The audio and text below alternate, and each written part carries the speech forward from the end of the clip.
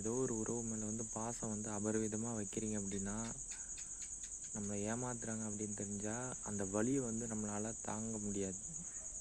திரும்ப வந்து அவங்க உண்மையாக இருந்தாலுமே நம்மளுக்கு பார்த்தீங்கன்னா, அவங்க நம்மளை ஏமாத்துறாங்க அப்படின்னு தான் தோணும். அதனால் நீங்கள் பாசமாக அன்பை வைக்கிறீங்கன்னா, அதுக்கு அவங்க உரிய அதுக்கு வந்து அவங்க வந்து நிகரானவங்களா, நம்ம வைக்கிற பாசத்துக்கு அவங்க நிகரானவங்களான்னு கொஞ்சம் எடை போட்டு வைங்க. அவங்க அதுக்கு தகுதி இல்லாதவங்கன்னா அவங்க மேலே பாசம் வைக்கிறத நிப்பாட்டிங்க.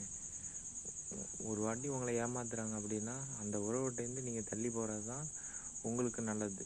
திரும்ப போயிட்டே இருந்தீங்கன்னா இவன் இப்படி தான் நம்மக்கிட்டே வந்து நிற்பான், நம்மளை தவிர இவனுக்கு வேறு ஆள் யாரும் கிடையாது அப்படின்னு அந்த உறவுக்கு உங்கள் மேலே ஒரு அபிப்பிராயம் வந்துடும். அந்த அபிப்பிராயத்துக்கு நீங்கள் உள்ளாகாமல் பார்த்துக்கங்க. சரிங்களா?